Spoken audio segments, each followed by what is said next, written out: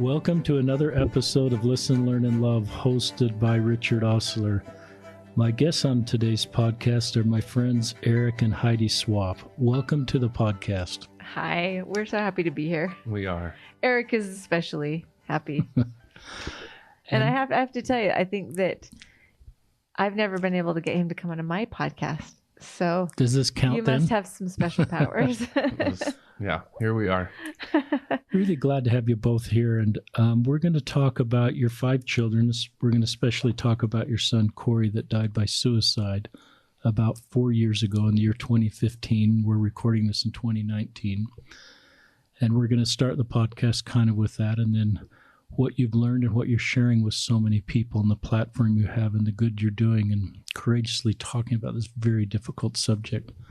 So you're both heroes for me because I've followed particularly what you've done, Heidi, in the blog and your public sharing of your journey. I think it's helping so many people.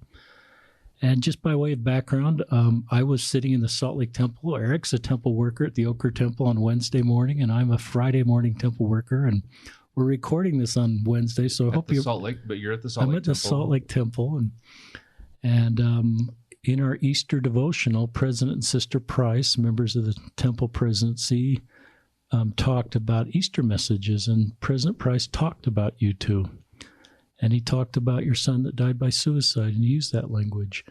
And he talked about you were one of his missionaries, Eric, and how much he loved you, and how brave and how much love and respect he had for both of you for talking about the subject and connecting people with Christ and helping us do better. And I thought, then I went back to the DMs we were trading, Heidi, on Instagram, and I realized I'd lost track of my DMs because we'd kind of talked about doing a podcast. Yeah. And then I think the ball was in my court. I mean, you've got to be getting a lot of DMs. I don't know how you're managing. I know, and I sometimes forget about Instagram DMs. So in my old age, so I thought we need to do this podcast. So, and thank you, President Sister Price, for kind of reminding us, and like many in our community, you're talking about the wonderful work you're doing. Shout out to Jiang Huijiang. 加油. You know some. And so, Eric, you served your mission in Thailand. Taiwan, Taipei. Okay, and President Price was pretty young.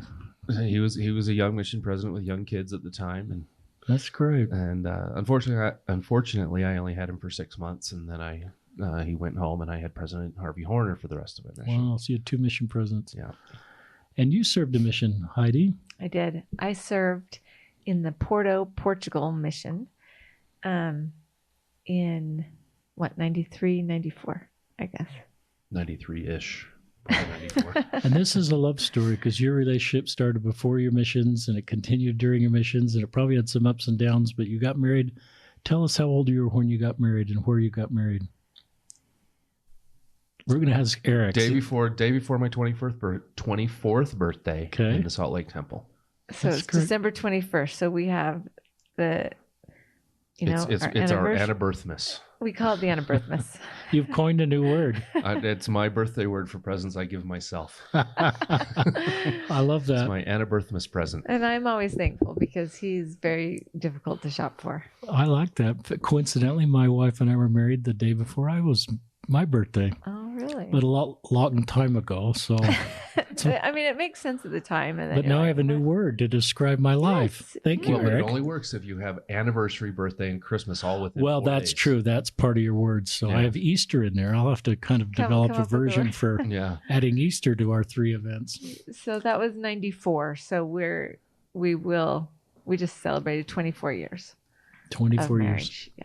And we I don't know if we can say that we totally dated for 5 years, but we were very strong letter writers for the better part of 5 years, 6 years. It's great. Yeah. And this is letter. This isn't email or FaceTiming. No, this is letters. So when I was... Put postage. In fact, I was living in Portugal on my mission, and Eric was in China on study abroad, and I think that it took 24 days for the letters to cycle all the way around. That crazy? Wow. So the missionaries now, they don't know how lucky they are. They do have it lucky. It's different. And the moms, I mean, we're like, of course, my son has been home before the new changeover of the weekly talking which so now I think those moms are super lucky, but So it is pretty lucky to have email. I'll just introduce a little bit more of your story. You have 5 kids, 4 that are living. Cory is gone. We'll talk about Cory. You live in Harriman. You're both active members of the church. And Heidi, you've done a lot with describe your business and just give us a way to find your website and an overview of what you do. I know many of our listeners are familiar with you, but for any that aren't, will you share with what you do? Yep. So it is, I don't know, it is hard for me to describe in just a few words, but I consider myself a creative. And so I have a creative business. I'm a product designer. And so I design products for the creative industry, being crafts and paper crafts, memory keeping, card making, home decor, parties, DIY stuff. So my website is HeidiSwapp.com. And so for about 18 years, I've been designing products that are sold like in little crafting stores around the whole world. That used to be called scrapbook stores. Scrapbook stores, yes. And then, online stores that kind of went through the online store thing. And my products can also be found at Michael's and at Joann's and at Hobby Lobby. So kind of those chain type stores, sometimes in Staples and Office Max, sometimes at discount retailers like TJ Maxx or Tuesday Morning, and kind of, you never really know where you're gonna. Once in a while at Target or at Costco. Yeah.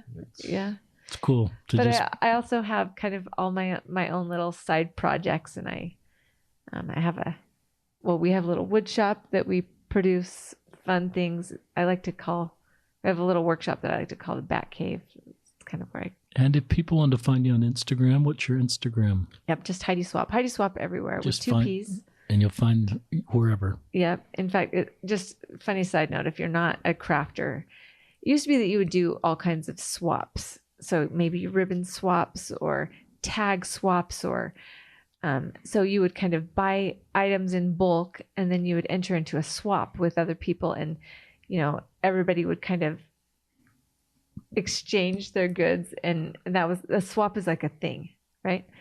And so a lot of people thought that it was like a stage name. So you married Eric. So I married Eric, and it's actually my family's last name. Way to bring value to the table, Eric, and the marriage. I am the swap behind the Heidi.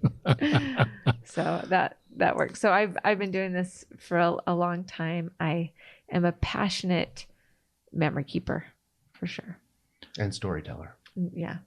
And we're just really glad to have you on the podcast. I hope our listeners that we talk about suicide more in our society right now, and we're aware that it's a challenge. And in Utah, there's a lot of resource and a lot of but this space because you had a son die by suicide. And I just pray that the Spirit will be here. I pray that as listeners that have walked this same road you have can feel some of the healing that you felt, and you can bring that to others. I hope that you'll bring parenting insight so that we can all do better as parents. And I think you, as we visited beforehand, you have a great, feeling about our eternal plan of salvation and how this all fits in. And you've had to go really deep spiritually to sort of understand what's going on here. And as we visited beforehand, in the wonderful prayer you offered, Eric, before we started recording, I just pray that Spirit will come through and everybody will just feel a little more hope and a little more healing and a little more understanding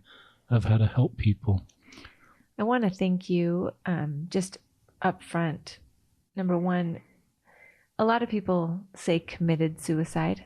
That was probably the language that we use and that most people know to use. And you have said, died by suicide. I learned pretty early that the word committed felt it was a condemnation. Yeah. It was a hurtful, shameful way to describe it, because you didn't commit cancer. You didn't commit those other things that are other ways that people would pass away by.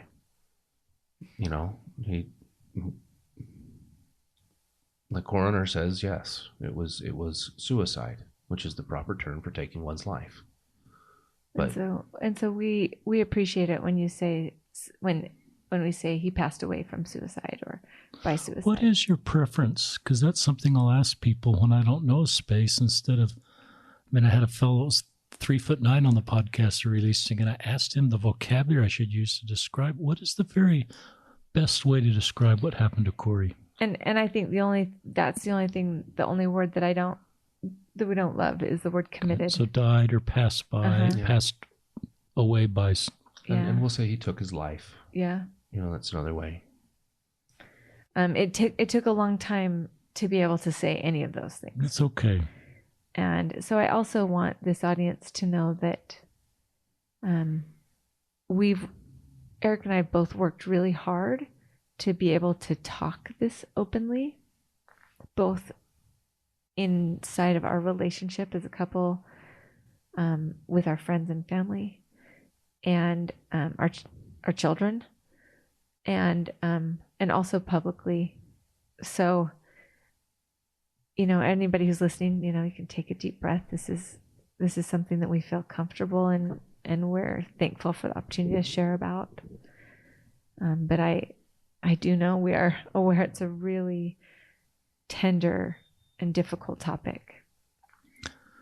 I think to just talk with us about, introduce Cory to our listeners. I've had the chance to go through your blog and look through all these pictures of this wonderful kid of yours.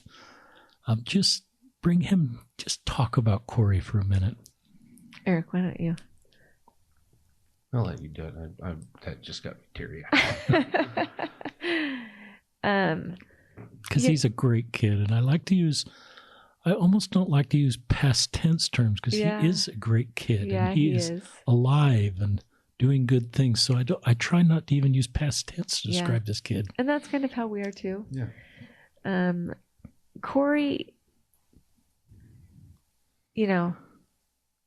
just such a fun, hilarious, loving, carefree, up for anything. He just loved to have fun. That kid, and everything he did all in, even including sleep. He slept hard. He played hard. He just what sports were he in? All in. The sports kid. He wasn't the greatest of athletes, but he was very athletic. And we did a lot of rugby. We did several years of rugby. He, as a kid, did hockey and then did some hockey again later, just in the last years. Strong as an ox. We were doing CrossFit at one point, and they would have these competitions and whatnot. And he wanted so bad to be part of them, but he wasn't old enough. And he would still train like it and still do things. And there was one instance, we live in Harriman, and the Mountain View corridor had just been built, and 13 years old, he was 13 years old, put on a elevation mask. So we're already at 4,500 feet. And he puts on this mask that restricts the oxygen flow so that your blood cells and whatever there's more technical to it. But anyways, puts it on, takes his shirt off, and says, I'm going to go for a run. With this restrictive oxygen thing at 4,500 feet. Yeah. So he's now at 8,000 feet or something. Yeah, exactly. And okay, great. And I said, take your phone in case you need to call us. And he calls, I don't know, probably 45 minutes, an hour and a half later. I don't remember exactly the timing of it. 10 miles away. 10 miles away. And says, Dad, can you come get me? He just hadn't really thought about that. He just hadn't thought, that there needed to be a return trip. So he just the return would have been another 10 miles. He's kind of Forrest Gump, just ran and started running and running. Just so strong. He loved to skateboard and he loved to snowboard. So just extreme sports that he loved. And so he could eat you out of house and home. Yes. Yeah. Oh my gosh. One of the pictures I love and I encourage people to find this on Heidi Swapp's website. It's called My Heart, Cory's Story. And it's just all these pictures of Cory, including the funeral. And one of the pictures I love here is all his teammates in their rugby jerseys. Jerseys. These are hockey Yeah, jerseys. this is hockey team. And so I can see 4 or 5, I think it's so cool they wore their jersey Oh, yeah. to the viewing. And here they are all around the casket. And I just, that's a really difficult moment, but you're kind of all ministering to this team, looking at you, trying to just, help them process this. It makes sense of everything, yeah. People just loved Cory so much. He was friends with everybody, even people he didn't really like. He knew how to make people feel like he liked them, even if they weren't his favorite person. Well, and that was that story from the candlelight vigil, that we heard back, that they all gathered in the park, and Colton had said a couple words, Heidi's brother said a couple words, and everybody, 200 or 300 kids all kind of congregated into their little groups of where they knew him. This group of 30 or 40 kids knew him this place, and this group of 30 or 40 kids knew him at this place, and they all started telling stories, and Colton and Heidi's brother Cameron walked around and listened to the stories, and were texting us and telling us, what was being said, and we were just dying, because there was a lot of things. We didn't hear any of the, we had no idea some of these crazy stories. And some you kind of wished you didn't know. Yeah. Same as, I'm sure that's true of every parent. Yes. Yeah. Where did you, and I'm not sure I introduced your family or gave you a chance to, but you have 5 kids. So it goes Colton and then Cory, and they're like 18 months apart. Mm-hmm.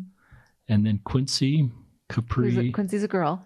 And Quincy's a girl, and she's 18 now. Yeah. Graduated from Harriman. She's a senior at Harriman. And then you have a little gap here. You've got 6-year gap, is that right? And tell us your last 2 kids' names. Yep. And then Capri, who's also a girl, she's 12. And Connor, who is 11. So you've got 5 kids here, 4 boys and 3 boys and 2 girls. Yeah. And I know I'm just enjoying some of these pictures. So where did the idea come to write notes on this, I think, white casket? It was. Did you think of that ahead of time, or did someone just start getting out a Sharpie and writing notes on this casket? Where did we think? We thought of it ahead of time, but we did buy a plain gray, because we had a gray that casket. Here's the thing. I don't like to do anything normal. I think we like that about you, Heidi. It's probably one of the reasons Eric likes you. Yeah. Well, except for when he has to facilitate. It keeps me busy. As I knew that we were gonna have to plan a funeral scene in the hospital. So when Cory, I will share that Cory, a lot of people ask this question, so I'm just going to share, because I think that sometimes when we conjure up thoughts in our own head, it's worse almost. I mean, it's a rough story, but I'm just going to share that Cory had been really struggling. He'd had a couple days of very anxiety attacks, and I didn't really know what that was. Both Eric and I had really been concerned about him, and I had sat up all night with him. In fact, the night before it happened, just trying to be supportive and trying to listen, and he couldn't really talk. He was very sad and crying, and I probably should have taken him to the hospital. I didn't really know. Anyway, we had gone to see our counselor, and had a really great session. You and Cory? Me and Cory. Okay. Eric was out of town with our oldest son on a rugby trip, and I'd had this session with Cory that I really felt this amazing peace and love, and I really felt in fact, I got in the car, and Cory and I had driven separately, and I called Eric and I said, I think we're going to be okay. I think we've turned the corner. I mean, that's how I felt. And so it was almost an hour later that I got a phone call I called him and he didn't answer. I asked him to call me back, and he called me and told me goodbye. And he was in hysterics. I didn't know where he was. I couldn't understand. And I got out of him that he was in the bathroom. I didn't know where that was, and I didn't know if he'd hurt himself. I didn't know. He hung up and didn't answer the phone again. I called 911. I was about 45 minutes away from home at that point. And so first responders got to our home and actually heard the gunshot. And so they were actually just on scene seconds after it happened. Well, as they pulled up, he had looked out the window, had seen them, they saw him. So they weren't quite sure what they were dealing with. And it's important. I think that's important, number one, to just know that there was a lot of help surrounding Cory. He didn't want help. And that's hard. He didn't want help. So literally they were attending to Cory within 10 maybe 15 seconds. And resuscitating him. And I was on with the dispatch who was rerouting me to the hospital. The miracle there is that none of us found Cory. And I'm thankful. And the miracle, there's a lot of miracles that we look at right there. That nobody found him. That it was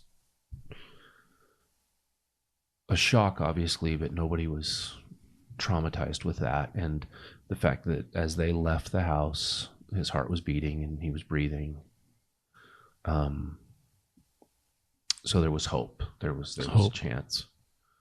Anyway, so as we went on, I was told that his injuries would not he would not be able to sustain life. And I didn't really know what that meant, and I needed Eric to be there, and he was put on to life support, and I knew we were going to have to plan a funeral. And so I started even just processing that even before he had been declared dead. And I'm thankful for the time that I had to think about that, even though it was a really horrible thought. And so they were keeping him alive, and he was until Colton and I had gotten home. So you got home from Canada. Yeah. He was strong, healthy kid, and we were really aware that his organs would benefit others, and this was it's a hard conversation to have right then. And should I tell that he wasn't a donor? Yeah, his license said he wasn't a donor, but we overrode him. We overrode that. We think he's I think he's probably glad with that. And he was a donor to 11 people. 11 people. Yeah, and there's some miracle stories there, including.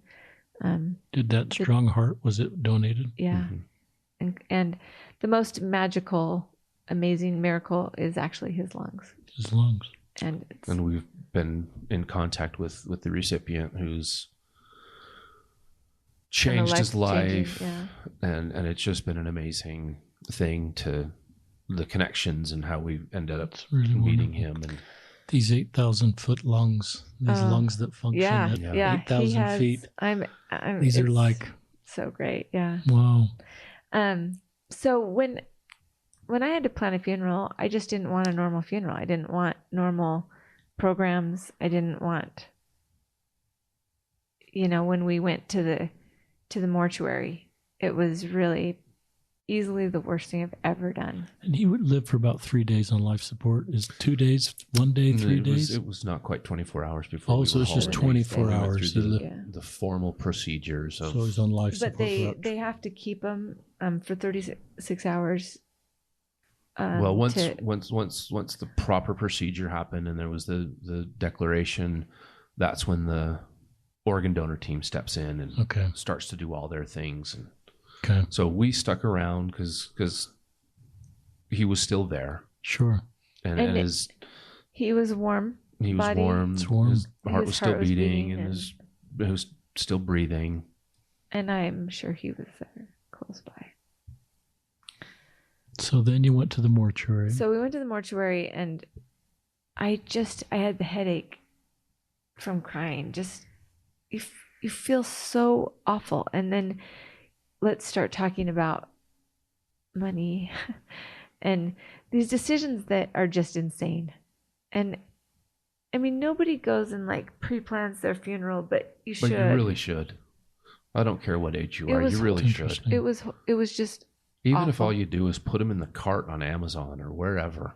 And by the way, just let your family know this is what I'm okay with. By the way, you can order a casket on Amazon and have it delivered to the mortuary. You don't have to pay the ridiculous and Costco. Prices. Yeah. And Overstock. We didn't know that. It's interesting. I would never know that. No, but, so but everybody out there listening, just go and take a little bit of time and plan your own stuff. Just make it a little bit easier. They took us in to pick caskets, and it's horrible. And bless their hearts, they're worse than car salesmen. So the mortuary experience was hard. It's a horrible situation, right? And so anyway. Sorry, car salesman. I didn't mean that. I looked at You're just fine, Eric. I just didn't want to be normal. And so I said, I think, and I got the idea right there. I said, I think we should decorate the casket. I don't know if we should spray paint it. I thought maybe we should let everybody come in with spray paint and just. I don't think the church would put like tons of stickers all over it, or like, let's make this look cool because he would hate this, and he doesn't want that shiny one with the gold leaf and the Cory. Just the satin inside, like he that would have just haunted us if we'd have done that. And then it was like, I knew I couldn't bury him in church clothes. Like that would be like the worst. He'd be mad at me forever. And so you buried him in. We buried him in his very favorite wolf shirt. I think that's awesome. And his favorite pizza socks and Vans. I think that's great. Yeah. I bet when his friends came up to the casket, I know you had a open casket viewing. Yeah, we did. From the pictures I've seen, I bet so they loved that. He loved these horrible wolf shirts that you can only get at gas stations.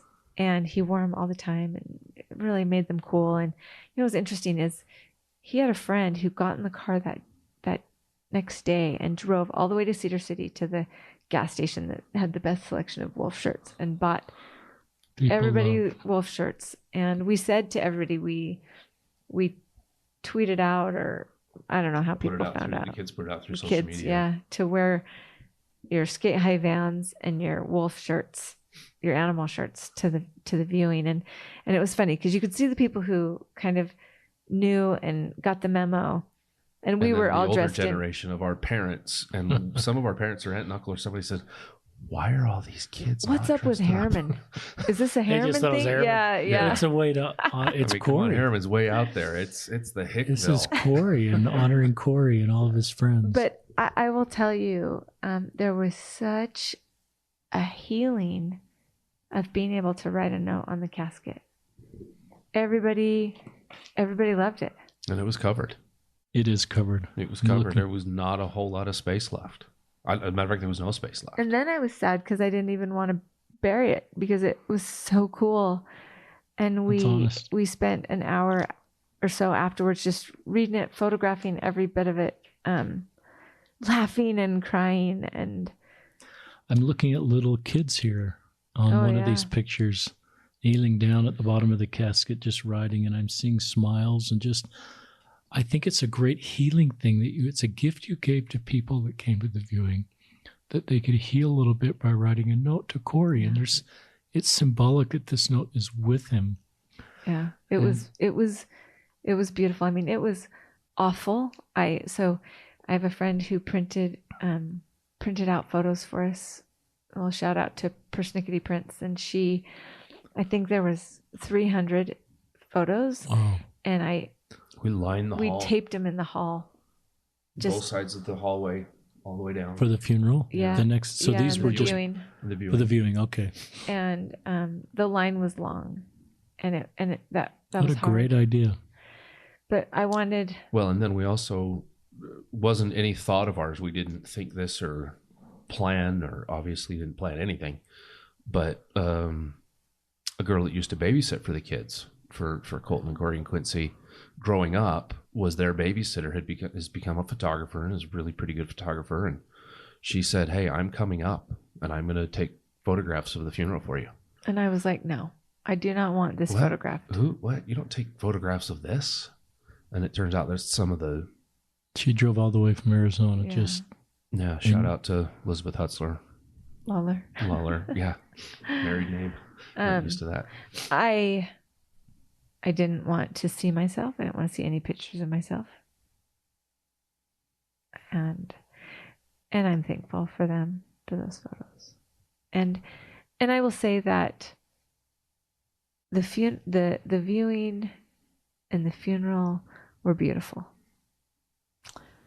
And I just wanted everyone to remember Cory, not what had happened. Like, he wasn't suicide, that wasn't who he was. We want that to define him. Good.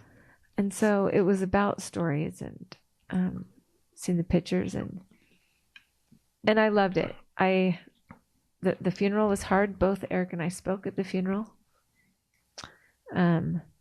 We had 3 of his close friends speak, and my brother. It was beautiful, and I felt peace. Peace is a strong word. We felt good about it as possible. Good. We felt that we did him justice. He would have been, if he was sitting there, which I'm sure he was, around, he would have thought, "Hey, that was a pretty cool funeral.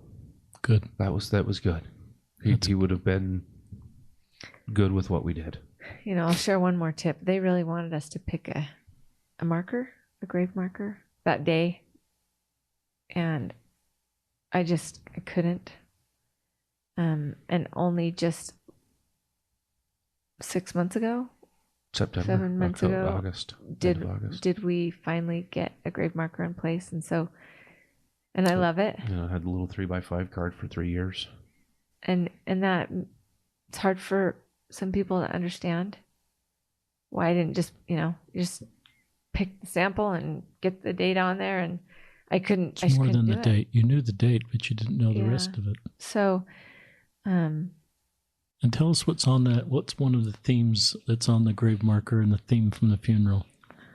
Well, the grave marker is very, very tender, very special to us. And Cory loved wolves. That was his thing. So wolves.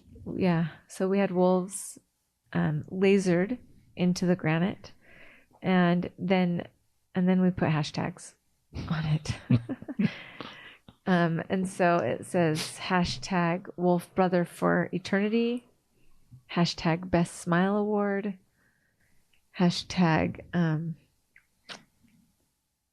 there's one more, and then the last one says hashtag Gone Ahead. Gone Ahead. So at the funeral, one of our dear friends spoke, one of our leaders in our stake presidency, and he said, "I'm not going to do the accent. He's from England, and we love that about him. But he said, no, Cory's not gone. He's just gone ahead." And that thought and that message was just very comforting. I love that. talk about what your stake president shared with you, and just think a moment while you're outside the chapel after the funeral before you left. So when it was actually just when we turned Cory's body over to donor services and we're coming home. So this was before the funeral. Yep. And we saw our stake presidency actually standing outside the church, probably after a meeting or something, and we pulled in, and they're dear friends. But it was a pretty new stake president, and actually we didn't. One that we really didn't One know. that we knew really well, and our stake president we didn't know so well. And he looked at us both in the eyes, and first he said, most marriages don't survive. Wow. A tragedy. Kind of a scary thing to hear. And he said, you guys need to know that you're in for a fight for your marriage. And but one of the things, and why don't you tell Eric what he said? He says, well, not only do I want you to know that I love you and we're here for you and we love you so much, but what we want to let you know is that I believe that we are ordained to this earth, and we are ordained to our time here, and that we won't be here 1 minute longer or 1 minute less than what that is. And for us, that gave us just amazing peace right then. Well, what was amazing is that we both felt this huge jolt of the Spirit. Like the Spirit totally testified to both of us, and all of us were in tears. We all felt it. And it was something that I'd never really thought about, because of course I didn't think that this could possibly be part of a plan. Do you think this was kind of part of the plan, the Swapp family plan from the pre-earth life, that this might happen? I hate to think that suicide would ever be a plan, that there would be any that any God would make that someone's plan, or I mean, obviously we have free agency, and but I actually now that we're this 4 years out from this, I can definitely look at this and say, we would not be the people that we are today, and our family would not be the family that we are, and our testimonies would not be what they are without this. And I do believe that there was a time that we sat down with our Savior, and he said, would you be willing to do this? And looked at each one of us and said, would you be willing to do this? Because through this trial and this story and this experience, you and the people that you share this with will be able to grow closer to me and gain understanding. And are you and Eric closer now than you've been? We've always been close. I'm looking at him to make sure he nods. You've been holding hands a lot tonight, so I kind of know the answer to this. It's a different kind of close. Yeah. And there's not very many people that know how I feel, but Eric does. What a great compliment. What a great sign of a wonderful marriage. Yeah. I think you're doing such a great job on just sharing really tender stuff. I speak by half of all our listeners that kind of have tears in their eyes. Just want to thank you for your courage to talk about really. I think sometimes when before I'd ever talked to any parents or anybody in this space, I wanted to simplify why someone would die by suicide, and just kind of, because it kept me emotionally safe. And I I wanted to think, well, it's just this or that. And so that could never happen to me or someone in my family. And I think the more I've learned about this space, it can happen to anybody's family, and it's complicated. And so I think we sometimes look for simple answers to just keep us safe and think that won't happen to us. And as you've looked back, I think, what have you learned about Cory and where he was and some of the feelings of the things he was working on? And not to, make you feel like you didn't solve problems. And I don't want this to be where you beat yourself up because now you've realized some things you didn't realize at the time and you maybe wish you'd done some things different. So I don't want to make you feel like that, but there's probably been some learning about where Cory was that you could share with our listeners. Well, I think we've beat ourselves up enough that you don't have to worry about it. Well, good, because we want you to heal, and we think you're pretty wonderful people and parents. And one of the things, and I'll start, and I'd love for Eric to chime in. One of the things that, as I've been asked to speak to groups and share, and a question says, what was it that really, why people will say, why do you think he did that? Did he write a note? Did he tell you why? And I will say that it's not one thing, it's 1,000 things. And that's really important. That every one of these situations, like you just said, is very complicated. There's so many layers, and a gabillion questions. Like we have so many questions, right? But I will also say that somebody that is mentally and emotionally stable doesn't make that decision. So we know that Cory wasn't rational, wasn't emotionally stable when he made that decision. And so I'm sure that the lies that he was telling himself and believing, and things that he may have felt that he would never resolve. I will add that there's another podcast episode that is that you've done, and it's the gentleman that works at BYU, and I should have written down his name. I knew it. Brian Young, that had a child. No, the one that Jeff Case. Yes. Yeah, Jeff Case. And I'm not sure what number the episode is. I should have written down that too, and maybe put that in your show notes. It's 34. No, I'm kidding. I don't know what it is. I've listened to it, but I don't remember. The episode that he talks about suicide, understanding suicide, I think every parent, I think every person should listen to. It is such a, and I have referred it over and over to people because it's so clear that not wanting to be a burden, that person not wanting to be a burden, that person, the shame. They don't feel they belong. They don't want to be a burden, and they're predisposed to risky behavior. Yes. I think were the three things, if I remember. It was so helpful. What would you add about Cory's situation? Well, just part of that complication, and I like to bring this part out because I think that it is a good thing to know and is a good thing to understand, and I want parents to always look out for these things. Be aware. Cory had 2 pretty significant concussions. Let me go back. 2 significant head injuries. About a year apart.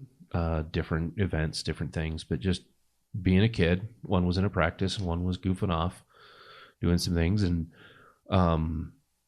we didn't see it at the time, but as we met with donor services the day after, and they came in and did the full medical history, and they started asking us about certain dates and certain visits to the hospital, it was very clear to us. The Spirit kind of made it known to us that those were partial catalysts that changed his behavior. and that some of the behavior changes that he showed, Personality changes, behavioral changes, that coping abilities, focus, school behavior. Yeah. All of those were far enough removed as far as a time frame. Like the last concussion had happened 2 years before. 2 years before in May. And it wasn't until that fall, late, mid-fall, that we started seeing real behavior changes in school and in attitude and behavior. And he was a ninth grader in a new school. So we assumed or looked at that as parents as that's the problem. He's sorry, that the new school, the new environment, the new whatever is the problem, and didn't associate back that the head injury might have had something to do with it. Because it was, in hindsight, it was very clear that the timing of things coincided very well. And a lot of the behavior and personality and coping things were direct symptoms of an injury. I love that insight. It's a great head insight. Injury. And it doesn't mean that we've put our kids in bubble wrap. I still coach rugby. Connor, our other son, still plays hockey. We ride dirt bikes, and we're just very, very much aware of it, that when something happens, we take it a lot more serious. And that's not to say that we didn't at the time, because we did. I arrested him. He stayed out of sports that summer, things.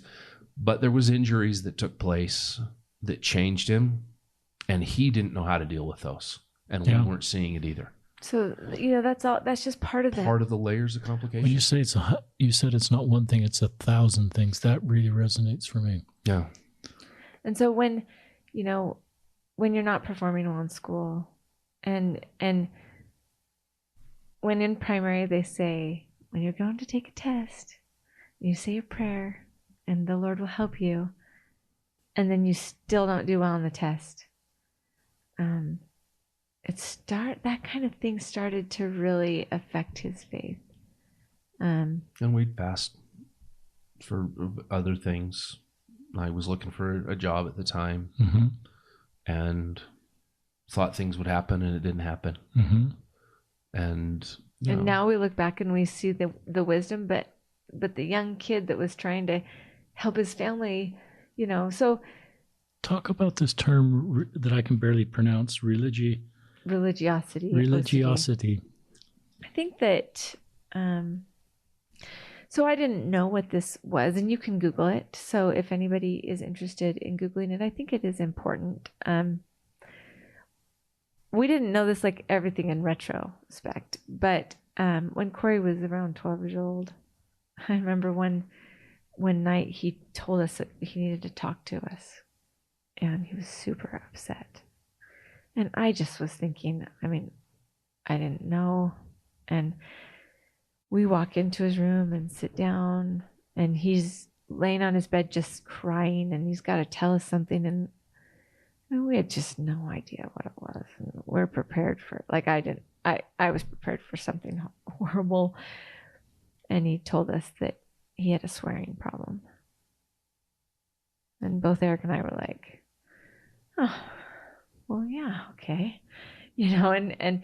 But the fact that and it wasn't even swear words that he was saying, it was swear words in his head. Wow. And he just was so mad that he couldn't get control. So we would talk about saying prayers and primary songs and replacing it and laughing, but that was at 12 years old, right? And he would obsess and feel horrible about it. And we just kind of like, okay, we dealt with it, move on. Well, fast forward to our youngest son, Connor. And Connor was 7 when this happened. And Connor happens to look a lot like Cory and act a lot like Cory and like all the same things that Cory liked, and talk like Cory, sleep like Cory, have the same feet as Cory, eat like Cory. Anyway. Sounds like another great kid. He's a great kid. And this, when he was 7 and this happened, and Connor was in the car with me. When I got the call, Connor had to come to the hospital with me. Connor and Capri both dead. Very much experienced severe PTSD. And so about a year went by and Connor started to just go downhill. He developed some weird OCDs, washing his hand till his hands would bleed, hating school, he was not okay. And we wound up taking him to a neuropsychologist. He'd been seeing a therapist, diagnosed with PTSD, went to see a what's her title? I thought it was a neuropsychologist. And she gave him a battery of tests that took an entire 8-hour day, 64 tests. And he was diagnosed with dyslexia, dysgraphia, ADD, OCD, anxiety, depression. He was diagnosed with as an empath, which he was 10. I didn't know what this was. He was 9. He was 9 at the time. Sorry. And we were told that he had a special type of OCD called religiosity. And this is Connor now. This is Connor. And what this meant was that he was obsessed with the fear of going to hell. And of not living up to what he was supposed to be. And I remember it's only funny because, so we got baptized. So Connor turned 8 shortly after Cory passed away. A couple days before.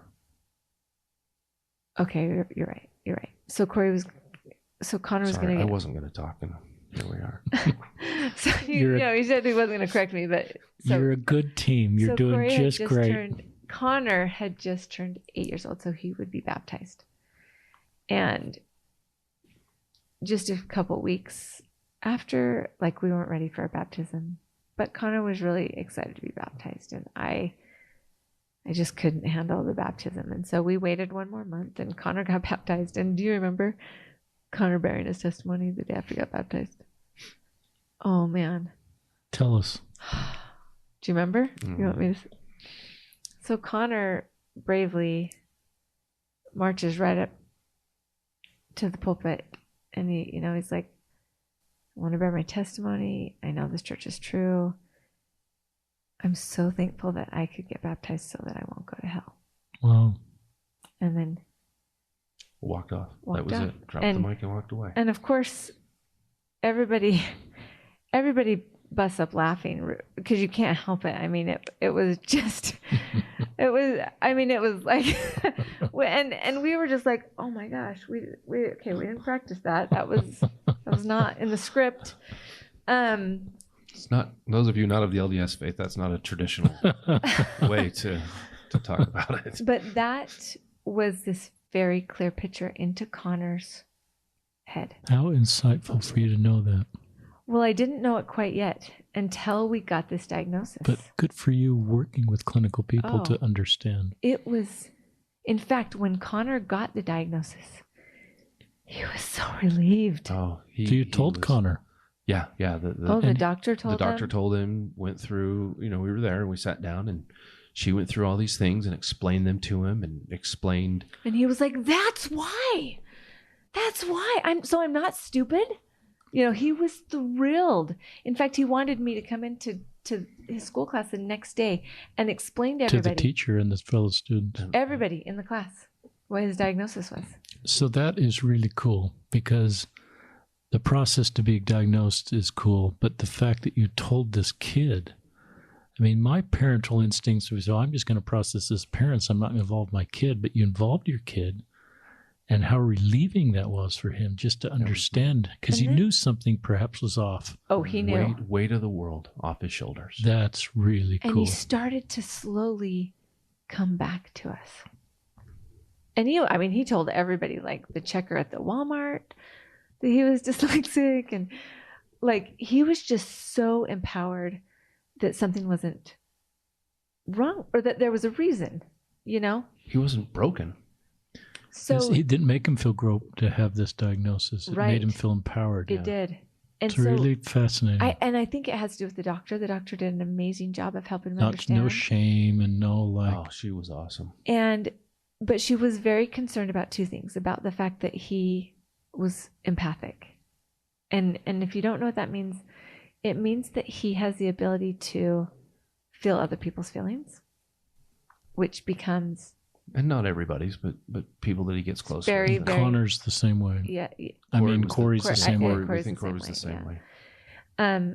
And that he had this religiosity OCD, and so he went through almost a year of cognitive behavioral therapy dealing with this particular OCD and helping him understand that he wasn't going to get marched down to hell, and helping him understand the difference between.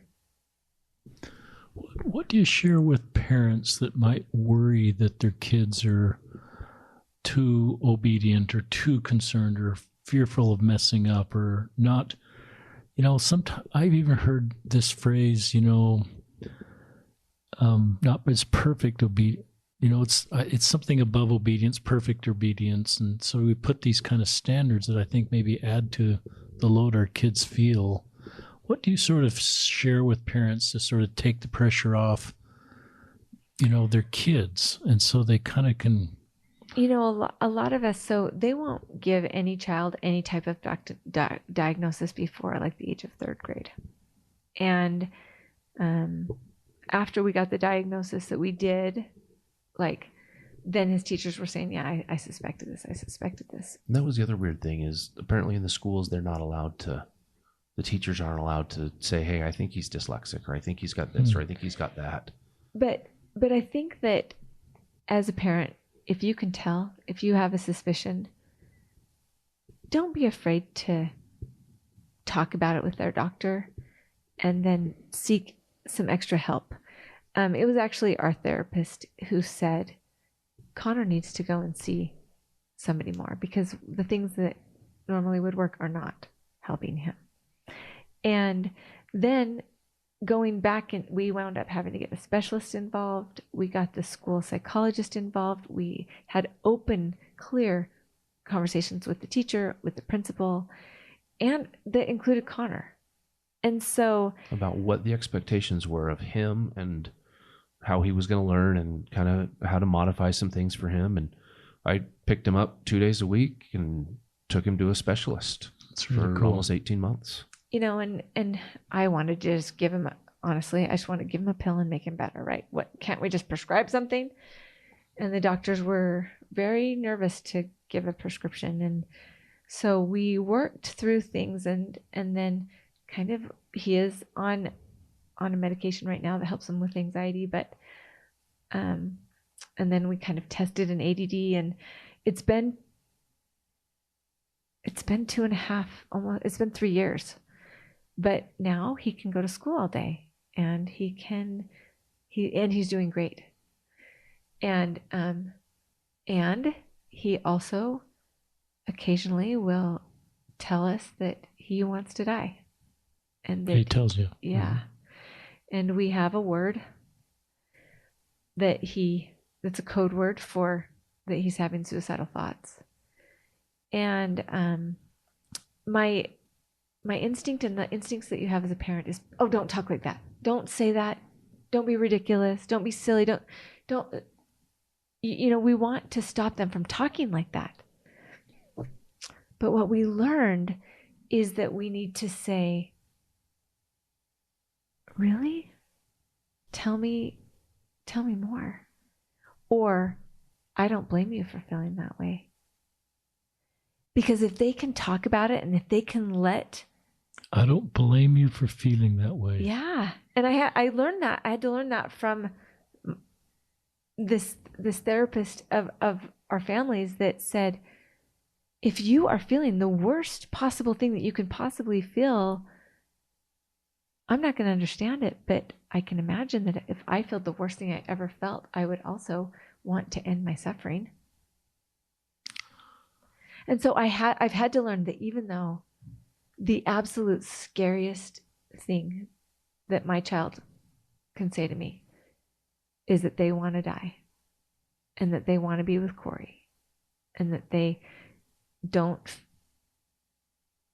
want to be here anymore, is really come sit down and tell me more about that. It's so hard and so scary, and it put me into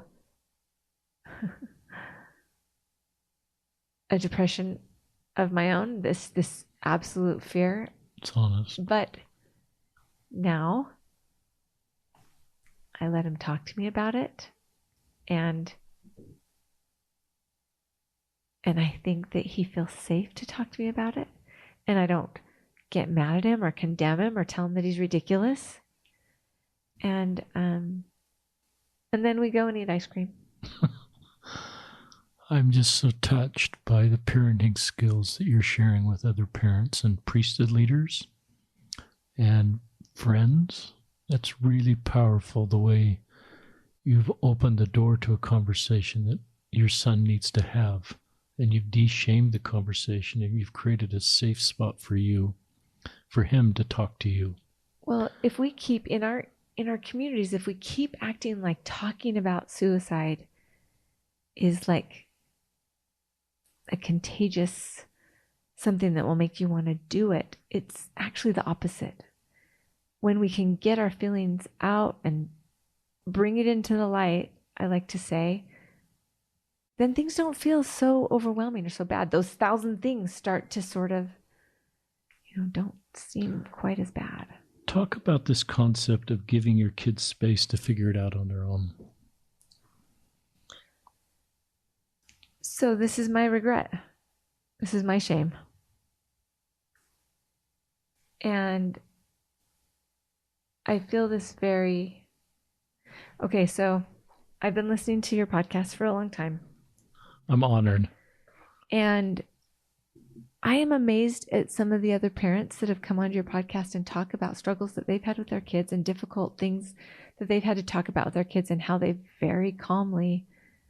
I remember listening about one family that, got difficult information from a child and just invited that child to come and lay with them in their bed and just calmly hold them and reassure them. And I love that. If when we have a child come and tell us something that is horrible or scary, we don't really know how to deal with because we haven't dealt with it yet, if we could stay calm, that would just be so awesome. And I think that for me, and being super honest, just like,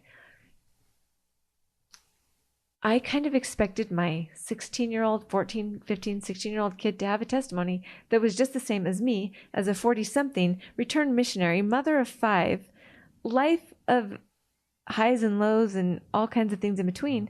I expected my 14-year-old to have that same kind of conviction, understanding, and toe the line and do all the things that they're supposed to do in school, in work, in play, in keeping their room clean. I was not super flexible. And some would say allowing that flexibility to be like a pushover parent.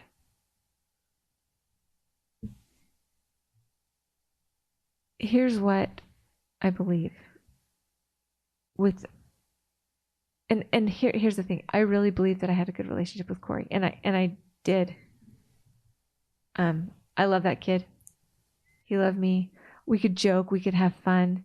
He gave the best hugs and massages, and great kid. I have a sense that he was afraid to tell me his real truth, because he didn't want to disappoint me. And you know what? I don't care what age you are, you never want to disappoint your parents. I think that instead of it being our job to make sure that our kids are towing the line and doing everything they're supposed to do so that they're successful humans and adults, I think instead our responsibility is to let them know that we are their ally. And that no matter what, good things, bad things, we're going to work it out. We're going to work through it. And I don't expect you to be perfect. And I'm not perfect. And it doesn't change that doesn't take away the consequences. They're still there. right. But it just says we'll do it together. You know, whatever the decision is, we can't change it. So let's work this out and move forward. But doing it together. I know that Cory I didn't. love the word ally. Cory didn't want to upset us. He wanted to make us laugh. He wanted to make us happy. He wanted to make us proud. And so now what we strive for, what we share and teach in any opportunity we can, is to put the relationship first. And if that means that a rule takes the back seat, if that means, and I'll just sort of rub Eric on the shoulder here as I say, if that means rugby gear on the family room floor, we just kind of look over that and err on the side of the relationship. And then after we've made a connection and a conversation, then we invite people to. This is a beautiful story. It's not easy. This is not easy. I'm really tender-hearted for you because part of your answer reflects on what you things you would have done differently. And I think all parents that have lost a child to suicide, and you know this road, you just self-reflect. And you think, what could I have done different? And you rehash those last conversations, that last interaction, which I think for you was really good, Eric, as you visited before the podcast started, before you left on that trip. It was a wonderful interaction. And your last visit, with Cory were great. So you do have, but you probably just process everything. And then as you learn more, you think of what you could do different. And how do you stay out of that world? Because I know you're in that world sometimes where you just look in the mirror and go, we wish we'd done stuff different. What do you say to other parents to keep them just be able to move forward and not just think this is my fault or regret the 4 things they should have done differently? Because I think it's 1,000 things that went on here, and 996 of those are out of your control. Yeah, yeah. What would you say? I don't know. And I don't know if there's a magic to that, because there's a lot of times that be honest, I get to a point where I just kind of think, okay, well, you beat yourself up enough that I just want to join him. It's honest. And, it's hard. So I don't know that there's a magic thing, and I don't know that I've learned the best way to deal with that. That is a great answer, because it's not really it's just so honest, Eric. Yeah. And maybe that's what fellow parents on this road need to hear, is that it's really hard and there's no simple answer. And maybe I want to make this go away for you, but it's not. It's just something nobody mortal can lift from you. No one can be. So Heidi, your thoughts on this? I think that every single day, there's one quote that I push through my brain every single day. And that is that you have to, it's a quote by Maya Angelou that says, forgive yourself for the things you didn't know before you learned them. And will you just say that again? Yeah. It says, forgive yourself for the things you didn't know before you learned them. And I write that down in a lot of places. I don't know. I'm going to be completely honest with you. I haven't. And I might not even want to yet. But I am aware that since losing Cory And since really going into like wanting to understand, I really, really want to understand what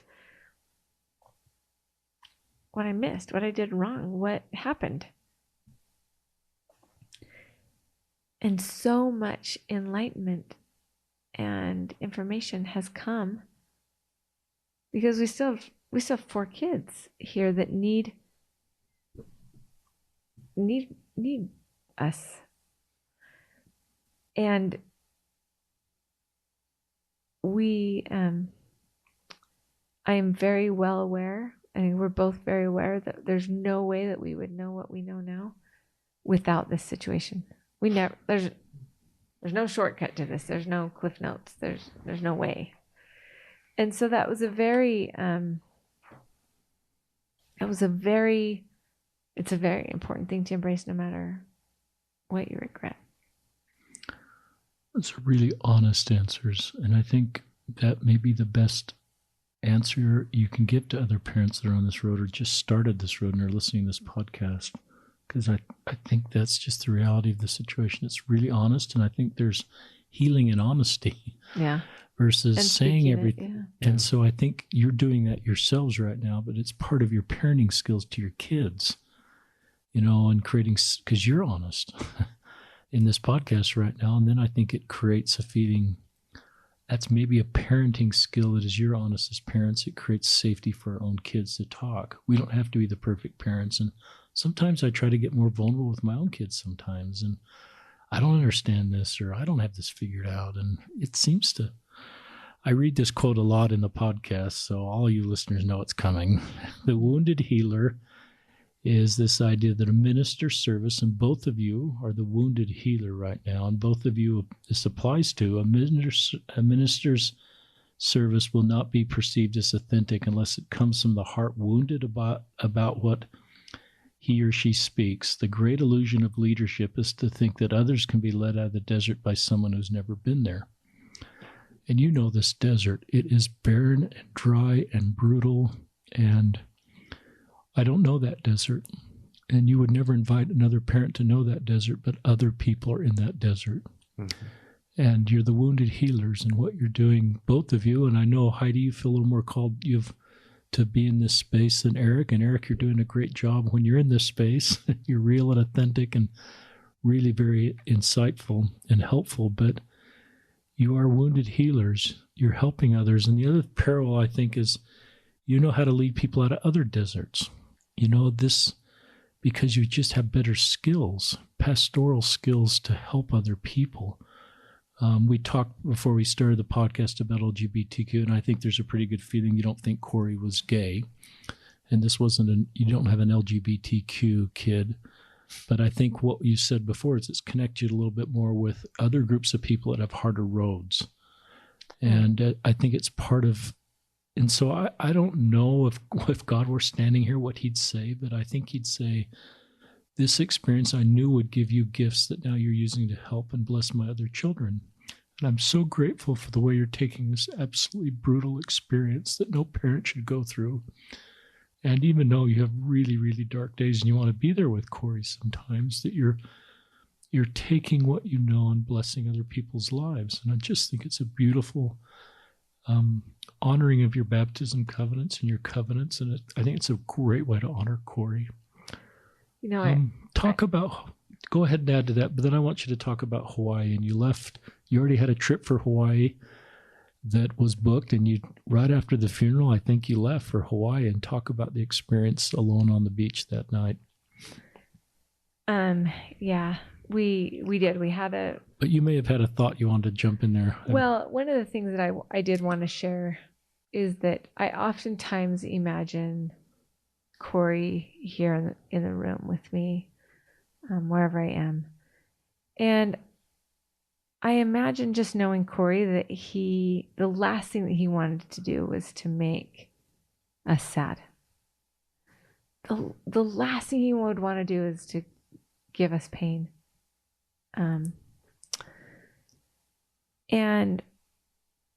I often imagine him watching me and not wanting to add to his burden. And I feel like as I can honor his story and take the knowledge and understanding that I'm gaining by talking to other families and by talking to people about this that have experienced it, I feel like him seeing us be able to use this experience to help others is a way that I can parent him and love him and Parent him. You're still his mom. and I That want, hasn't changed. No, and I just want to help him on his journey, and so I want him to be able to see this as a way to help others. And so I don't want him to look at me falling apart and think I did that to her. I want him to see us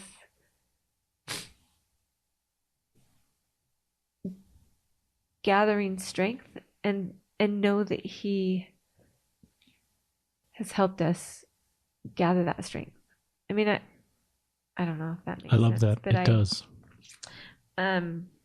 So yeah, this was a hard part of our story, was that we had a trip to Hawaii planned before Cory passed away, and we'd never taken our kids on this type of an extravagant vacation. We'd spent too much money, and we were even like, why are we? And we really felt prompted to plan this trip, and we wanted. And it was funny. I remember that out of the blue, she came in one night and said, "I really feel like we need to go to Hawaii. We need to take everybody. We need to take everybody to Hawaii." I just looked at her. What? And I was like, okay, I just Why? had to say that out loud. I knew it was stupid, but I just had to say it out loud. And then he stayed up the entire night researching, trying to find Eric. an Airbnb. I planned out an amazing vacation over the next 6 hours through the night. And we kept so it secret. we bought the tickets and we made this plan, and we were supposed to be leaving the day that we had a funeral. And we thought, I wonder if we would have told them the secret, if maybe he would have stayed, but in the end, Eric was able to rearrange the tickets and also the accommodations, and we went. You went. You left the day after the funeral. You got on a flight to Hawaii as a family. Yeah, and sat in the very back of the plane. And there were like people who knew me, knew our families on the crying. We were still. It was rough. It was rough, and it was not the epic Hawaiian vacation that we'd planned, but we ate ice cream inside the beach house. But one night I kind of slipped out, and it was dark, and walked out onto the beach, and there was just kind of enough light for me to be able to see. And I basically said to Heavenly Father, you got to give me some, because I can't do this. And I can't explain it other than I just heard Cory's voice in my head. And yeah, I kind of know Cory's personality, but I heard his voice say, no one told me there wouldn't be food here. And it sounds like a 16-year-old. Okay, this caught me so off guard.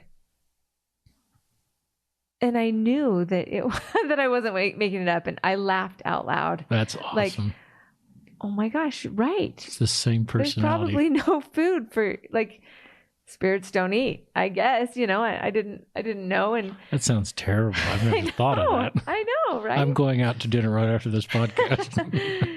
And he, and then in his voice, which was very clear to me in my head, he said, Mom, Jesus was here to greet me when I came. And he said, Jesus is everything he always said he was.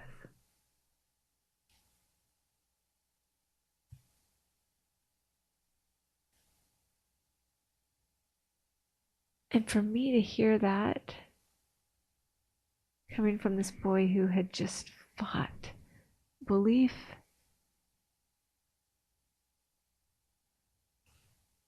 I knew that he was in the Savior's hands, as he was, broken and unbelieving and sad and desperate.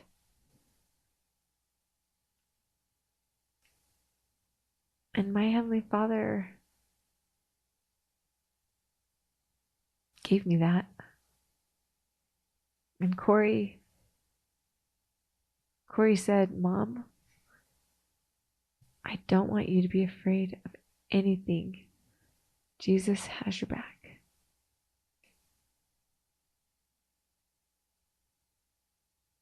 That was it. And I got what I needed. At that point, I came back in and I told Eric what had happened, and I wrote it down. And here's the thing. It didn't take away my pain or my sadness or my loneliness or my regret or my shame or any of the things that I was going through. But it gave me that extra strength. And that's what the Savior does. He can't snap his fingers and take our pain away.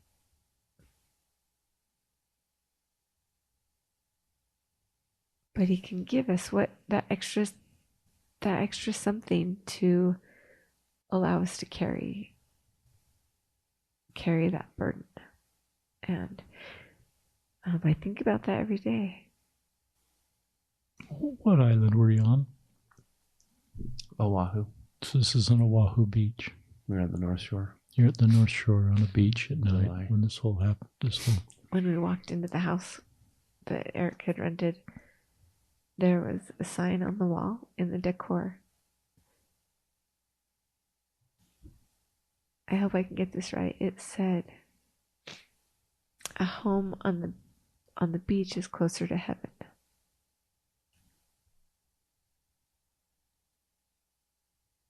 And the second I saw that sign, you see it right when you walked in the door, right when we stepped in.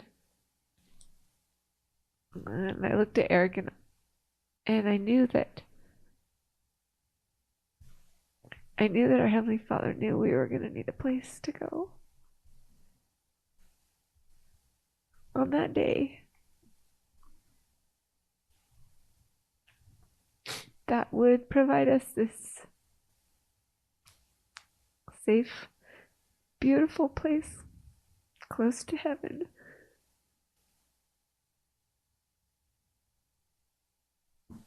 And we count that as one of the tender mercies. It's a pretty tender story, and I love all of that story, but I love your honesty. It didn't take away our pain. It didn't. And it comes back to this wounded healer. The wounded healer is still wounded. Right. So you're still wounded. You still feel pain of this situation, but you're healing yourself and you're healing other people, and you have an eternal perspective of what's going on here and know where Cory is, but it doesn't change the fact that you're separated from your own son. It's tender for me to watch you holding hands and having tears and just the strength of your relationship. Share with our listeners an experience you had with Heavenly Mother, if you'd like to. So I share this with the utmost reverence for this experience. But this was a really unexpected moment, and I want to say that it was about 8 months after. No, it's kind of close to as we were coming up on the year mark, so maybe 8 or 9 months after Cory had passed away, and I'm kind of a workaholic, and so I was finding escape in work, and I would get in the car and drive my 30-minute drive to work, and I'd kind of cry the whole way there, and then get back in the car and cry the whole way home. And my car became like a little place for prayer for me. And I just would talk out loud to God. And this particular day, I remember just being so worried about how Cory was feeling and how he was progressing and where was he, and was he getting... I was worried about him getting help. I don't know why. And I often tried to talk out loud to Cory, like try to help him, try to tell him what I was learning or thinking. And anyway. And I remember exactly where I was. And I was actually driving, and very clearly, and when I hear from the Spirit, I hear a man's voice. For whatever reason, that's what I hear. And I heard a woman's voice in my head call me by name. And it was a voice that had authority, but had like this ultimate kindness. And she said, "Heidi, I'm your Heavenly Mother." She said, "Cory is in my care, just like all the babies who pass before their moms do." And she said, "He is well."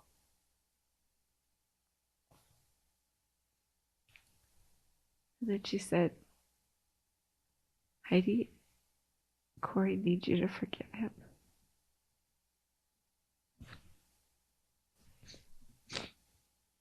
And I don't know if I realized that I hadn't forgiven Cory or that I had work to do.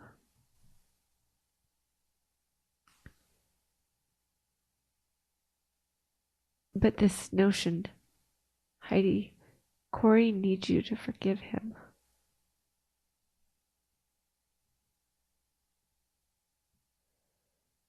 And I can just remember, like,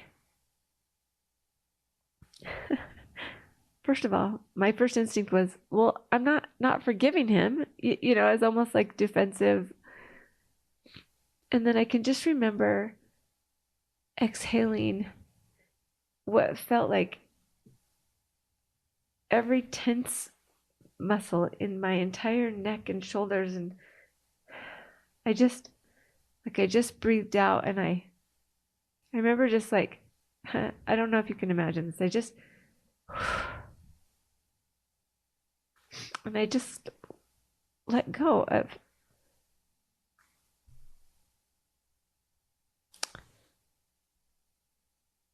the resentment that I was feeling, that I didn't really know I was feeling, but it was really tight.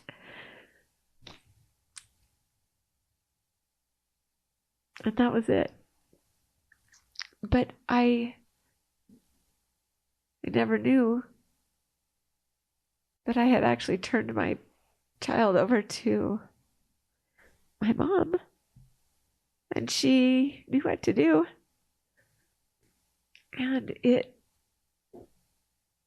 just like with your earthly mom, I knew that that my kids were always in good hands with her, you know, and I stopped worrying about him. And do you remember me? I came home and I just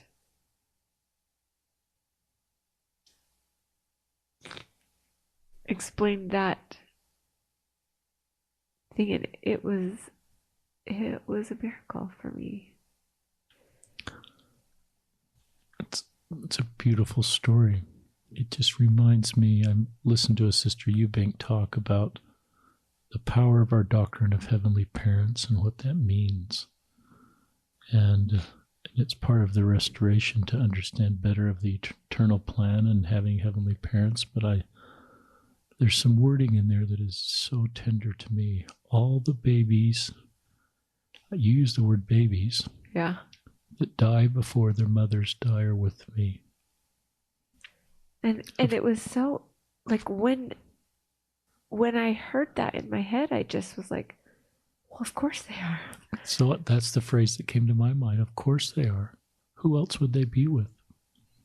This is the mother of their spirits, just like you're the mother of this kid. I keep calling your son a kid. When I was 12, I have a brother who passed away when he was 6.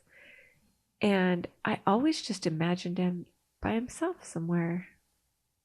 And that was the same with Cory. I just kind of imagined him,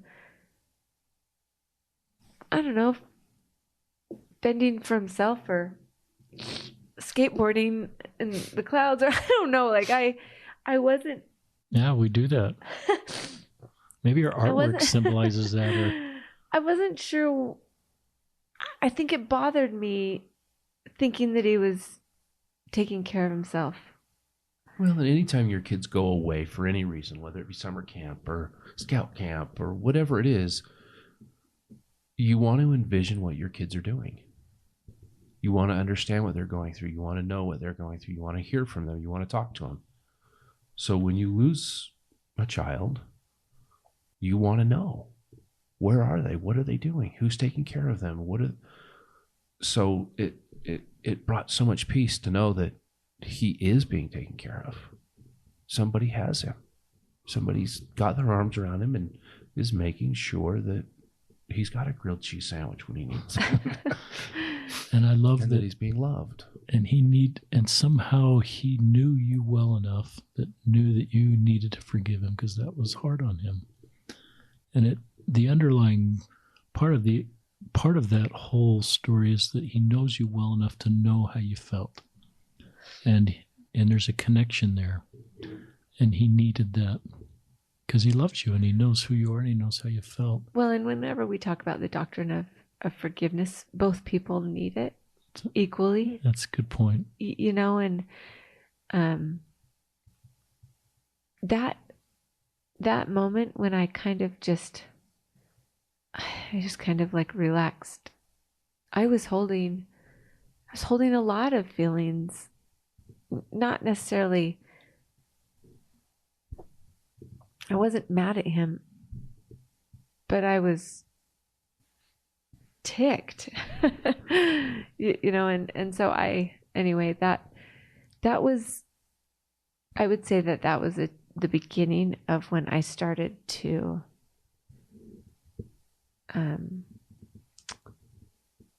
I think that's when I started to heal. Yeah. Eric, we talked before we started that you don't get these experiences. So your wife's getting these experiences, you're not. Are you okay with that? I'm kind of asking you to speak for the spouses that don't get these experiences and think, maybe self-reflect, well, I'm not spiritual enough, or my kid doesn't love me, and I don't know if you've ever felt any resentment towards your own spouse because she's having the experiences you're not. Any just thoughts you'd like to share? No, it's not fair. I'm not happy with it. This is what we like about you guys. You're so honest. But no, I don't feel any resentment. I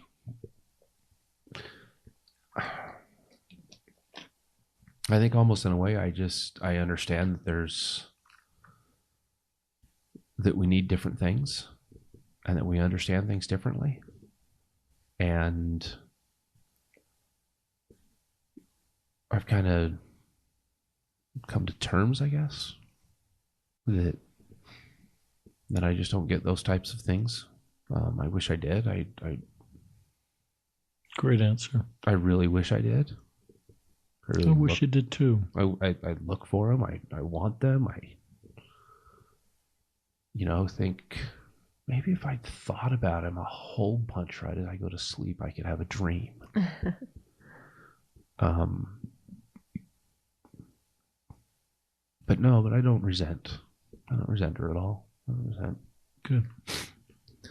But I love your honesty. You'd love to have those experiences. Every father, every mother would love to have those experiences. And, talk about And we're about to the end, so be thinking of any last closing thoughts. By the way, we tracked down that podcast number that Heidi referenced. It's 86. Okay. So it's Jeff Case talking about this model of suicide that is very helpful, and I encourage our listeners, because I don't have any clinical training. I really appreciate him. And he has really good clinical training, and I thought that was really helpful. You had an uncle that I believe died also, and one of the feelings you thought from him is, just the critical lessons that need to be learned, and the atonement makes us clean, but the lessons we learn are so important, and it's not like those get erased. So at this point, you guys listening are probably thinking that I'm just crazy and that I hear voices in my head, and that. And that's partially true. Creative people are interesting. I think it's a spiritual gift. It is a spiritual gift. It is definitely a spiritual gift that she has. So after Cory passed away, it was hard for me to go to church. And our ward family was amazing to us. And they everybody just loved Cory. It took all of us by shock, or by surprise. Everybody was in shock about the situation and in mourning, serious mourning. But I realized when I went to church the next couple of weeks, like sitting in the Relief Society room, which is where we'd had his viewing, wow, was very unsettling. And people, as much as they loved us and loved our family, and they didn't know what to say. And I was uncomfortable looking at people in the eyes because they just looked at me with so much, sadness. And let's talk about that for just a second, as long as we're there. Good. Before we get into that, is such a hard thing, is what do you say? And people don't know what to say, so people avoid you. Yeah. People will look at you. They kind of give I don't want to call it a smile, but it's an acknowledgement that you're there. Eyes down, but they don't know what to say to you. They don't know how to react. They don't know how to respond. And that was hard. That was really hard, and for all of us, not just us, but them. But for them. And that's what advice would you give to people? I think the best advice is probably to just to still be to just show them love and say that. The hardest question, I think, in the first little bit is, what can I do for you? Well, you could bring my son back and make everything right again. That's what you could do for me. Other than that, I don't know. I can't think of anything else that I want. I don't want to eat. I don't want to sleep. I don't care what my yard looks like. I just want my son back. So don't ask what you can do. That's not where our thoughts are. That's not where we were. And that's in that first couple of weeks. That's very months. Just offer to do things. I want to take you to lunch. I want to be there for you. And do it. Is it helpful when they talk about Cory and use his name and talk about him and the things? Yes. And just because that's my general impression, is to continue to talk about this kid. People and use his name. People love to talk about the people that they love. That's right. And we've got a great, sorry, I leaned back from the mic. We've got a great big picture of Cory on the wall right above the kitchen table. Hand-drawn, beautiful picture of him, and we talk about him all the time. Good. And those stories are healing. But and I'll add to Eric, I think that the problem is people are they don't know what to say, and so it's like it's kind of paralysis of I don't know what to say, so I'm not going to say anything. And so I think it's best just to say, I'm thinking of you and I love you. I don't think you have to say you don't have to apologize. That's everybody can do what you just both said. Just say, I'm thinking you and I love you. Yeah. And that's enough. And even just kind of a rub on the shoulder, a look in the eye, that is enough. But the look down and avoid and being paralyzed because you don't know what to say. is hard, is uncomfortable. You know, don't worry about trying to think of the most perfect thing and profound thing. Just say you're thinking of me and you love me. So we would go to church, and it just was very unfulfilling. You need real and authentic conversations, perhaps. Yeah. Well, and there was not a lesson that was going to help. Yeah. There wasn't a talk that was going to help. Like, it was really emptiness. We wanted to hear something so much that would help. And I think every Sunday was just disappointing. And it was really hard to hear other people talk about their struggles and things that really were hard for them. That were there miracles? That we just sat there and thought, are there miracles? You don't have a really? miracle. That was hard. Yeah. That's so honest, Eric. It was. Well, and our kids were having a hard time because, the things that were hard for their friends weren't like Were so insignificant. I mean, in comparison, or in that moment, yeah, in the moment, and it was hard.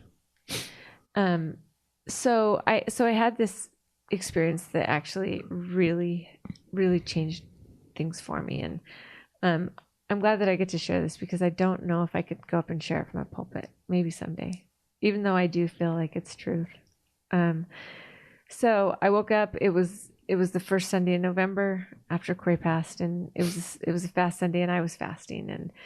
And as I was getting ready for church and going through primary, I could feel the Spirit kind of like tapping on my shoulder. I don't know if you've ever experienced that, but I could tell that there was a message waiting for me, which I know sounds weird, but I have this weird relationship with the Spirit. And so I was saying to the Spirit, okay, well, I don't have time to listen right now, so just hang on. Let me just get through primary. And so I remember actually coming into sacrament meetings, sitting down, the meeting's getting started, and I remember thinking to myself, okay, I'm ready for whatever it is that you need, that's so important, you got to tell me.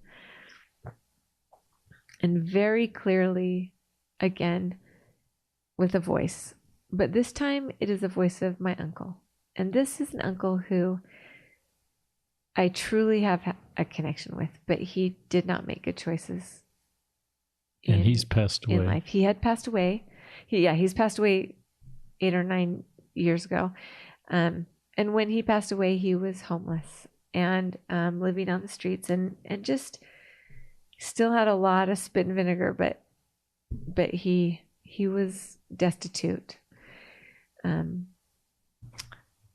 I remember hearing his voice, which was very distinctive. And he said, Heidi, critical and necessary lessons can also be learned by choosing the wrong.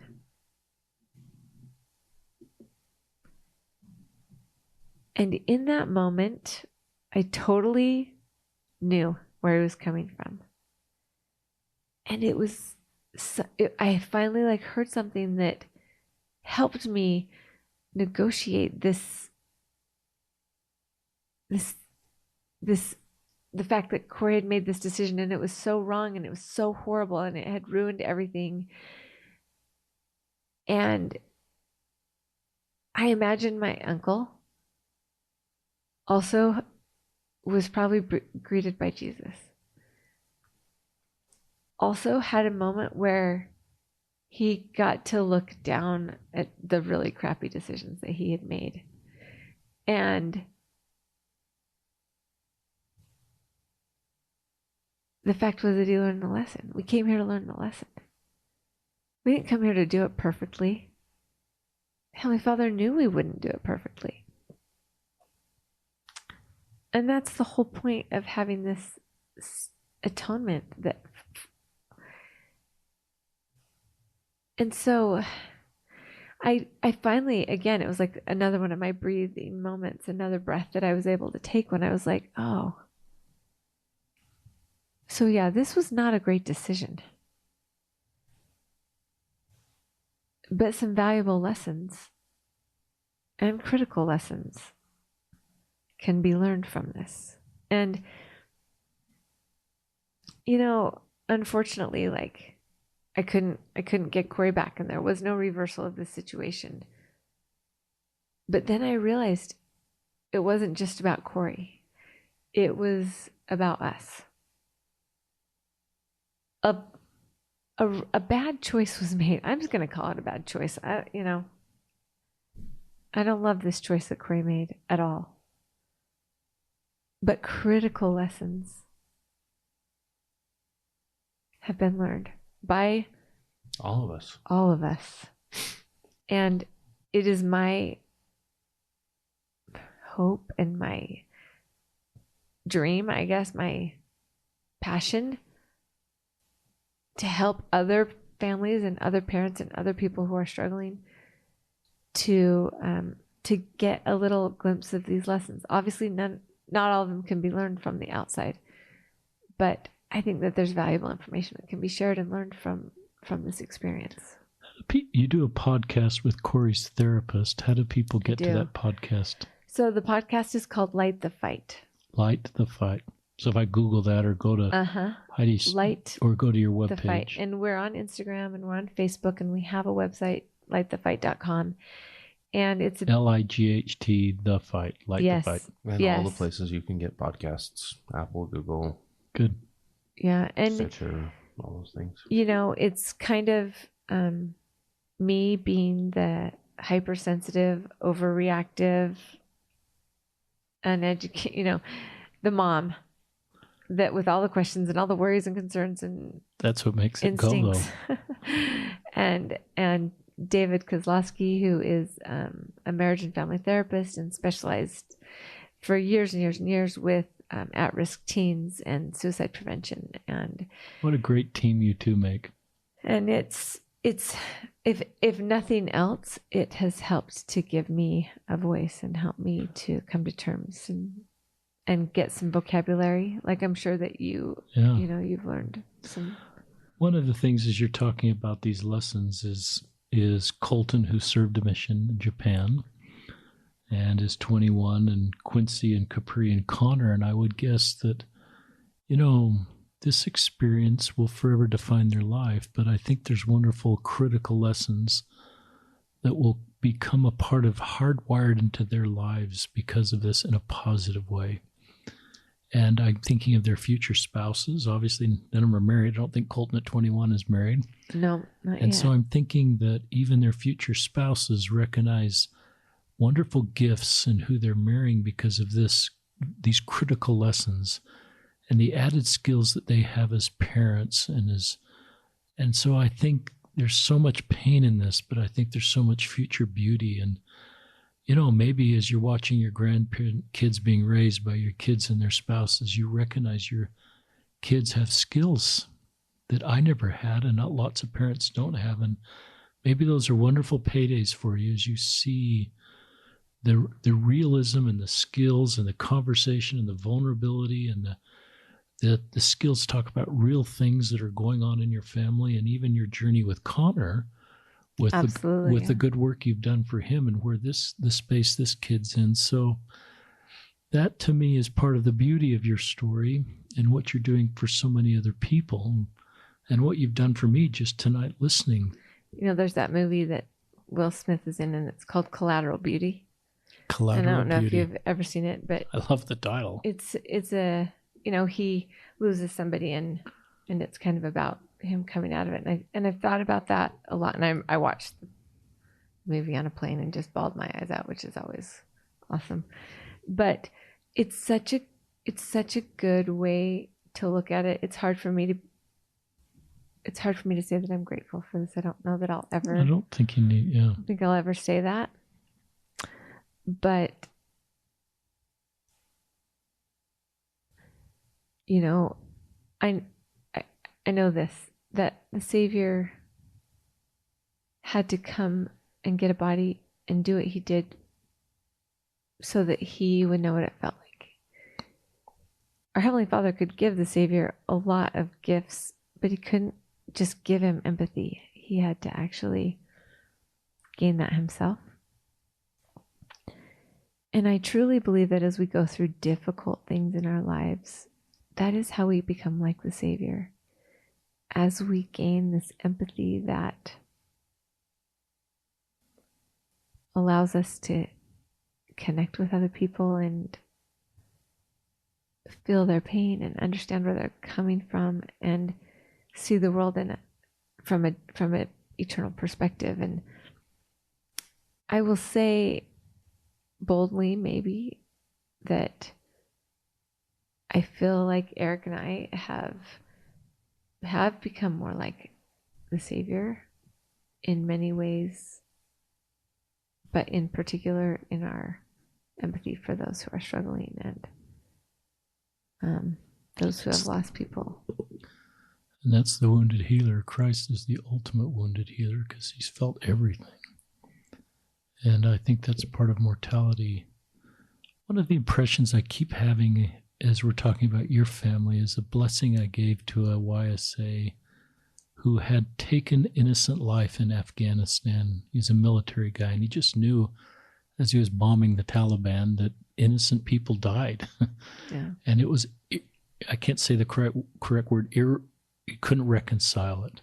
There was no, and I didn't have any way to reconcile as I started this blessing, but then these words came into my mind, that it was that nobody's eternal possibilities have changed because of what happened in Afghanistan. Mm. And it was so healing to him, just because he knew that in God's great plan, that these innocent people that he kind of knew were collateral damage, and what he was doing was right. His military assignment, he was doing the right thing, but he just knew that probably innocent people died. And so I think of that impression a little bit in your family, that your eternal destiny, your eternal possibilities, your eternal hopes that you had in the pre-earth life for your eternal family, the mortal experience has changed, but the glory of your eternal family and everything you've ever hoped for as a mom and a dad, I would think God would say all that's on the table. And everything you've hoped for and every prayer you said, and we were innocently starting these marriages out for our future kids, and it doesn't turn out like that. I think that God would just say, that's all on the table, and don't ever rule anything out, and it's painful right now. And I love that for parents that have kids that have stepped away from the church or just different situations that cause our original hopes and dreams to change.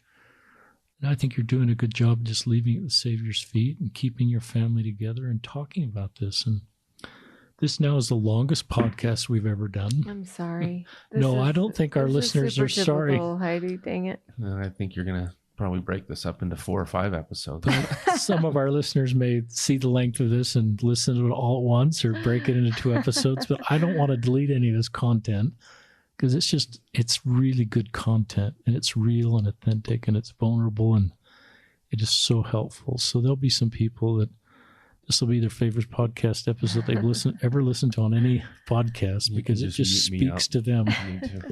So now that we're at the longest, we're going to ask for closing comments. Who wants to go first? Amen.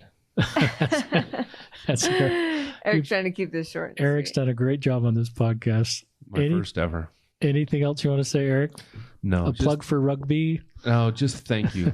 Thank you for being there. Thank you for helping. As Heidi's got me listening to you, I've learned so much, and the love of our Savior. I've learned so much more of the love of our Savior. And it's just been great. And I thank you. Thanks, for what you're doing. Thank you very much. Means a lot. Heidi? I think that I've clearly overstayed my welcome. You have not. We all vote that idea down. But I echo Eric. I've been really blessed by each and every person that has come onto your podcast. And here comes my storyteller. Stories heal. Number 1. And number 2, stories connect. And it's so hard when we feel like it's only us. And as I've listened to the different stories on your show, like whether it was the girl that was sex trafficked, Yeah. or the single mom who has lost a husband and a son in a shooting, or Yeah. I mean there's countless stories that I've sat up late at night working on my scrapbooking up in my room, sobbing with these people. I know this, every one of us have this divine opportunity to suffer here. And it's not a punishment. And our Heavenly Father would never ask us to do something unless He really believed it was for our good. And there's a scripture that I love, and I wish that I had the reference right now and I should have looked at it, but it says, you'll probably recognize it. It's in Doctrine and Covenants, and it says, all things, be comforted, for all things are for our good. And that's the good things. It's the rotten things. It's the highs and the lows. That it's all for our good. And as we come together and we share, then we strengthen one another and learn from one another. And if I can learn something from the people that you talk to, then maybe I don't have to go through it myself, but I still get to benefit. And like Eric says, I have come to know the Savior through the stories of the people who have sat here before me, and it's been a blessing in my life. And so I'm thankful to every person who's been here on the podcast sharing their tender stories, and for everybody who will sit here. And I'm thankful for your willingness to put yourself on the line with difficult topics. And I just really honor what you're doing. I'm thankful. Thank you, Heidi. Coming from you and Eric, that means a lot. Tell us your website again, one last, just so our listeners can find you if they want to find you. So you can find me at HeidiSwapp.com. You can find my podcast at lightthefight.com. And you can message me on Instagram. That's probably the best place. The other places are kind of like staffed. So if you want to DM Heidi, go find her on That's Instagram. Probably the best place. And I want to be somebody that helps people find solutions and comfort and better ways, because I think that we can always keep learning. And when we know better, we can do better. I love that. Eric and Heidi Swapp, I'm going to give a shout out to all your kids, Colton, Cory, Quincy, Capri, and Connor, if they're ever listening. You're a wonderful family, the Swapp family, a family of 7 right now. You're going to have some in-laws and some grandkids. In-laws, is that what you call your kids that marry? Those aren't your in-laws. I guess that's... Anyway, they're grafted in. They're grafted in. But thank you, our listeners, for joining us on another episode of Listen, Learn, and Love, hosted by Richard Ostler.